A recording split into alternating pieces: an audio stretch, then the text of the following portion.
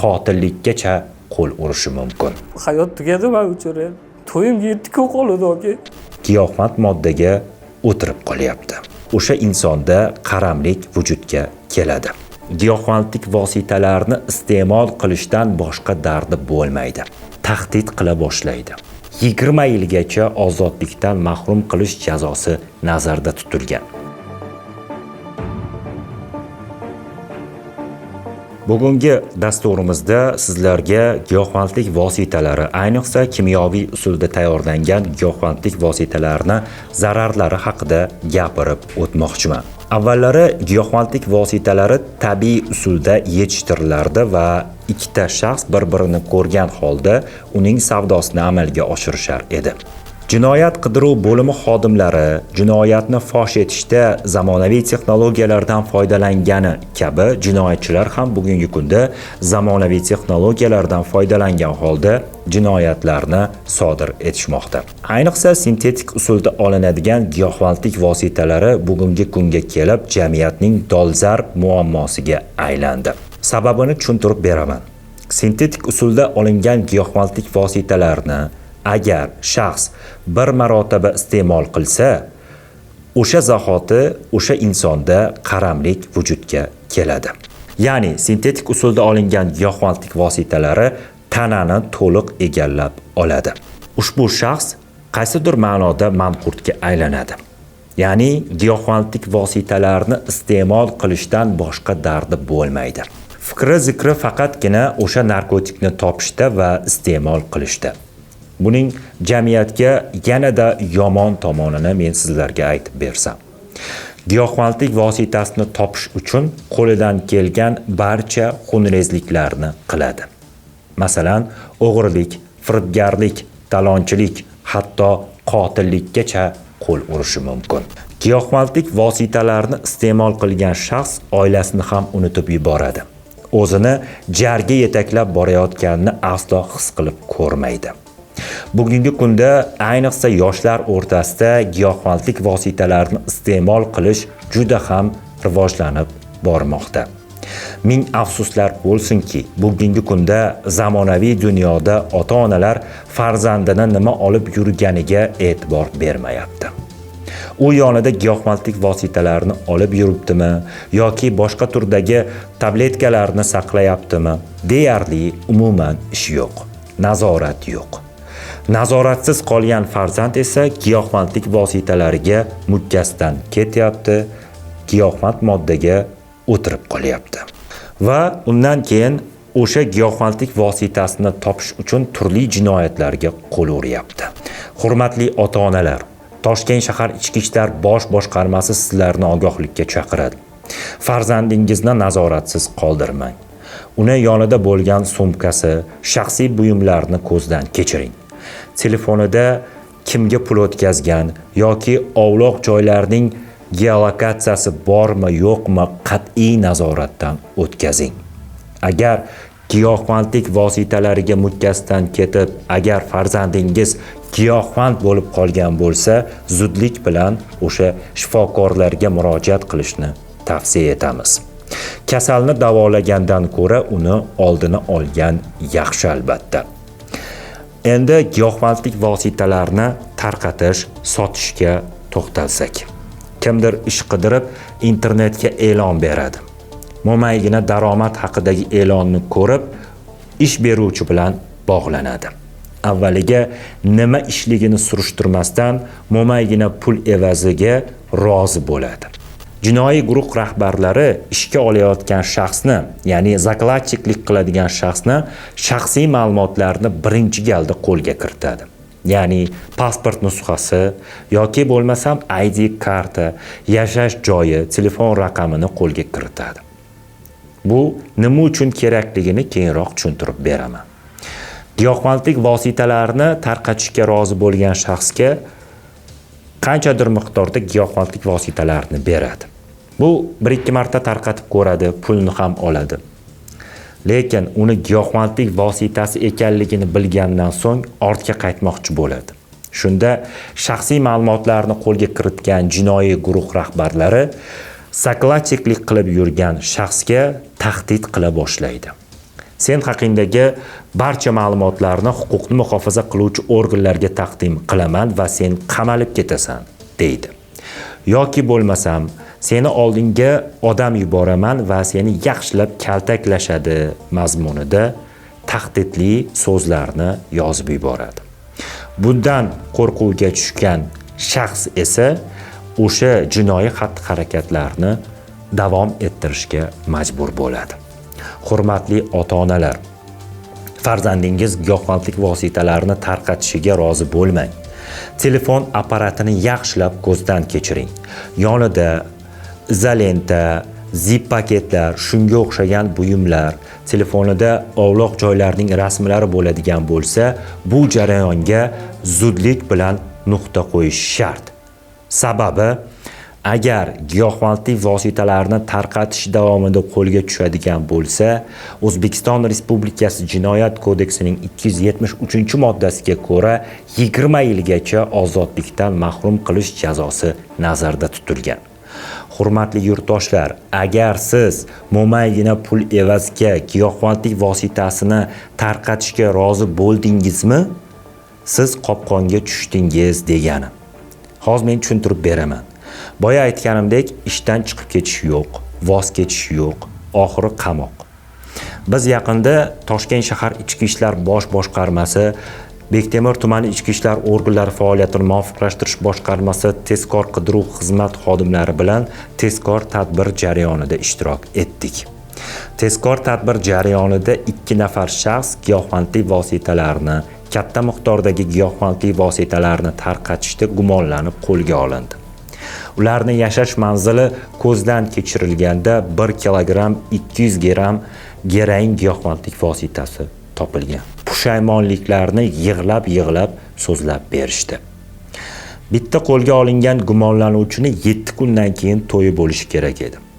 U o'z hayotini barbod qildi desak mubolag'a bo'lmaydi. Ishlamasangiz, xonadoningizdagi biror masalan uylangan bo'lsangiz, ayolingiz bilan qo'rqitadi, ma'lumotlarni olgan bo'ladi, boshqa qiladi.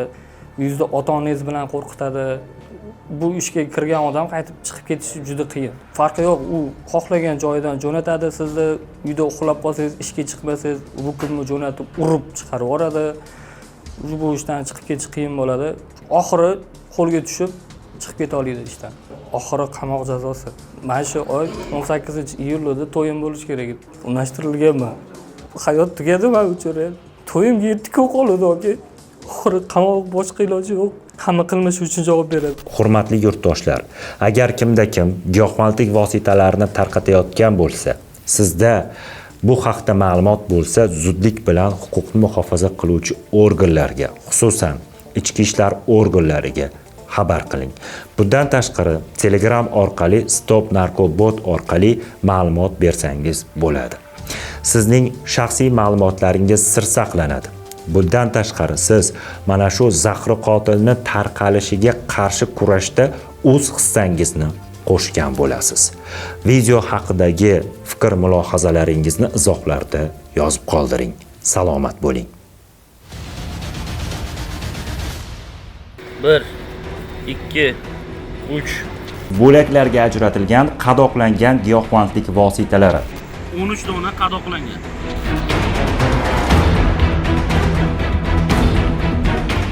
Sergeli tuman ichki ishlar organlari faoliyatini muvofiqlashtirish boshqarmasiga keldik. Jinoyat qidiruv bo'limi xodimlari tomonidan tumanda joylashgan Farog'atli mahallasida tezkor tadbir o'tkazilib, 1 nafar shaxs qo'lga olingan. Uning yonidan keyinchalik zakladka usulida tarqatish uchun tayyorlab qo'yilgan katta miqdordagi giyohvandlik vositalari topilgan. 2 nafar xolislar ishtirokida fuqaro to'xtatilib tekshirilgan vaqtida fuqaro ignaga kiyib olgan qaymoq rangli shortigining chap cho'ntagidan 12 dona giyohvandlik moddalari aniqlandi. Tadbir jarayonida fuqaroga tegishli bo'lgan Dongfeng rusumli avtomashina xolislar ishtirokida ko'zdan kechirilgan vaqtida avtomobil haydovchi eshigi ochilganida haydovchi eshigi cho'ntakchasidan 13 dona yana giyohvandlik moddasi borligi aniqlandi. Fuqarodan yana qayerda nima giyohvandlik moddalari saqlayotganligi so'ralgan vaqtida yashash xonadon saqlab kelayotganligini ma'lum qildi. 2 nafar xolislar ishtirokida borilganda xonadon kirish eshigidan kirilganda o'ng qo'lda joylashgan shkaf ichidan oq rangli paketga o'ralgan jigar rangli o'tkir hidli mumsimon modda aniqlandi. 2 dona elektron tarozilar chiqqan.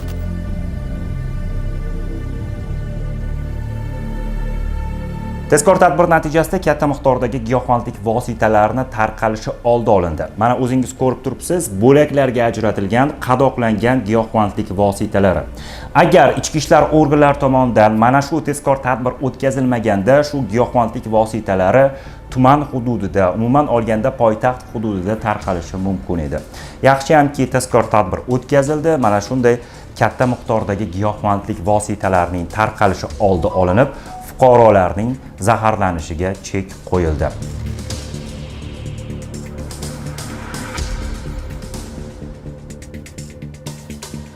Mazkur holat yuzasidan Sergeli tumani ichki ishlar organlari faoliyatini muvofiqlashtirish boshqarmasi tergov bo'limi tomonidan O'zbekiston Respublikasi Jinoyat kodeksining 273-moddasi bilan jinoyat ishi qo'zg'atilgan. Gumonlanuvchiga nisbatan qamoq qolish tarzidagi ehtiyot chorasi tanlangan. Xavfsiz va sog'lom yurt keng qamrovli tezkor profilaktik oyligi davomida bu kabi tadbirlar davom ettirilmoqda.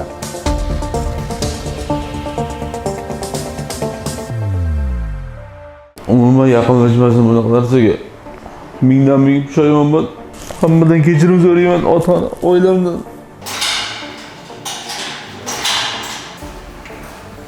Yangi Hayot tumanida 1 kilogramm 200 gramm giyohvandlik vositalarining tarqalishi oldi olindi. Xabaringiz bor, respublikamiz bo'ylab xavfsiz va sog'lom yurt keng qamrovli tezkor profilaktik tadbirlari o'tkazilmoqda. Xususan, Yangi Hayot tumani ichki ishlar organlari faoliyatini muvofiqlashtirish boshqarmasi, kiber jinoyatlarga qarshi kurashish bo'limi hamda jinoyat qidiruv bo'limi xodimlari tomonidan hamkorlikda tumanning Shoshtepa mahallasida o'tkazilgan tezkor tadbir davomida bir nafar shaxs qo'lga olindi. Uning yoni xolislar bilan ko'zdan kechirilganda 1 kilogramm 200 gramm giyohvandlik vositalari borligi aniqlanib, daliliy ashyo sifatida olindi.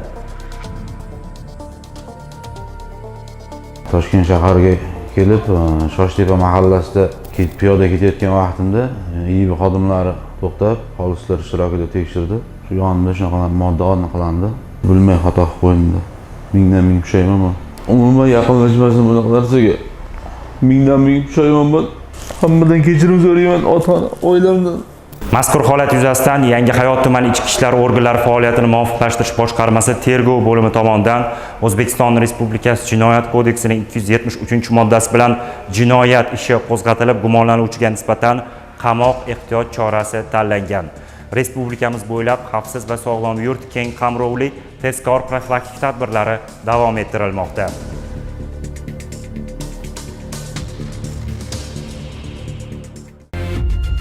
Barchamiz xizmatni belgilangan tartibda olishimiz kerak. Eskilarni yangiladik, remont qildik. Nima deysiz o'zingiz bundan? Hozir o'zimizda bir soatga chiqadi, infeksioniga uzoq mumkin.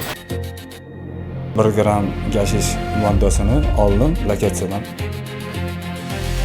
Har bir jinoyat tizimdagi kamchilikka ko'zgu, har bir sustkashlik esa yangi jinoyatga yo'l ochadi. Shayxontohur tumanida Toshkent shahar ichki ishlar bosh boshqarmasi rahbariyati, shahar prokurori hamda tuman hokimi ishtirokida davlatimiz rahbarining 1-son qarori ijrosi yuzasidan amalga oshirilgan ishlar, shuningdek xavfsiz va sog'lom yurt tadbiriga bag'ishlangan tanqidiy yig'ilish o'tkazildi.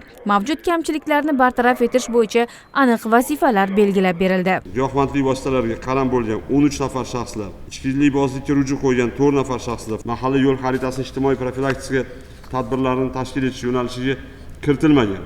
Kim kiritadi uni?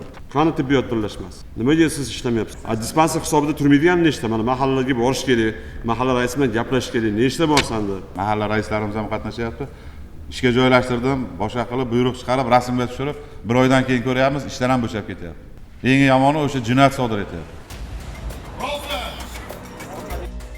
Yig'ilishdan so'ng Shayxontohur tumani ichki ishlar organlari faoliyatini muvofiqlashtirish boshqarmasida tungi xizmatga jalb etilgan xodimlar bilan xizmat oldi yo'riqnoma o'tkazildi. Toshkent shahar bosh boshqarmasi boshlig'i nomidan, Toshkent shahar Milliy gvardiya boshqarmasi nomidan buyuraman. Shayxontohur tumanida tungi vaqtda jamoat tartibini saqlash, fuqarolar xavfsizligini ta'minlash xizmatiga kirishilsin. Ishchi guruhi dastlab tuman ichki ishlar bo'limlarida xizmatni tashkil etish holatini o'rgandi. Tezkorlik, nazorat va profilaktika ishlari yuzasidan amaliy ko'rsatmalar berdi. Tuman mas'ullari tomonidan aqlli shahar konsepsiyasi asosida yo'lga qo'yilgan raqamli kuzatuv tizimi imkoniyatlari tanishtirildi. Jami 1060 ta kamera PQB doirasida eskilarni yangiladik, remont qildik, qo'yilmagan joylarga asosiy kirish joylariga qo'ydik. Shundan 345 tasini integratsiya qilganmiz hozir. Tungi xizmatni o'rganish jarayonida Eskijo'va dehqon bozori hududida juda ko'p miqdorda sifatsiz go'sht mahsulotlari aniqlangani yuzasidan xabar kelib tushdi. Nima deysiz o'zingiz bundan? Endi laboratoriya namuna oldi. Hozir o'zimizda bir soatga chiqadi. Infeksionligi uzoq mumkin. Shuningdek, probatsiya hisobida turgan shaxslarning yashash manzillari tekshirilib, ularning turmush tarzi va belgilangan cheklovlarga rioya qilishi o'rganildi. Har kuni yoki kunlari necha kunda bir kelasiz bilan uylarga demaysiz? Har oyda bir marta tekshiraman. Demak, bu ham tekshirish kuni bugun, to'g'ri? Tekshirish kuni. Vaqt soati aytiladimi, unga aytilmaydi tekshirish kuni? Yo'q. To'satdan kirib boriladi. Bulan tanisizmi, ism shariflar kim bilan? Javohir aka. Necha kunda bilan suhbatlashib turasiz? Postoyanno gaplashib turaman. Nima ishxonada, даже ishim bo'lsa ham, nimadir bo'lsa ham telefon qilib turaman, har doim aloqadalar. Mahalla uchastkovoylar ham kelib turishadi, postoyanno xabar olib turishadi.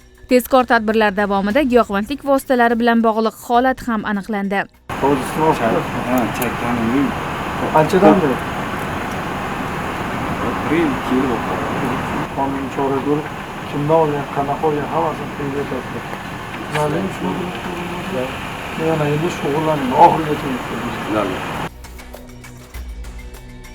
Toshkent shahar ichki ishlar bosh boshqarmasi tomonidan xavfsiz sog'lom yurt oyligida bir qator narkotik modda aniqlanmoqda. Ayni paytda ham Shayxontohur tumanida xizmat olib borgan xodimlar tomonidan yana bir holat aniqlandi. Bitta kanalga 1.200.000 to'ladim, 1 gram gashish moddasini oldim lokatsiyadan. Keyin xodimlar kelishdi, qo'lga olishdi. Afsusdaman, kechiringlar. Shayxontohur tumani 5-sonli ichki ishlar bo'limi Maftunquli ko'chasida ushbu fuqaro o'zlarini xatti-harakatlari bilan shubha uyg'ottirib, bizdan qo'llaridan ushlab voqea joyiga tezkor nazorat chaqirdik. 2 nafar xolislar ishtirokida hujjatlarni rasmiylashtirib, protsess davom etmoqda. Ushbu holat yuzasidan Shayxontohur tumani ichki ishlar organlarining faoliyatini muhofazalash boshqarmasi tomonidan ayni paytda tergovoldi surishtiruv harakatlari olib borilmoqda. Shahrimiz aholisi mehmonlaridan belgilangan qonunlarga rioya qilishlarini so'rab qolamiz. Qonunbuzar jazo muqarrar.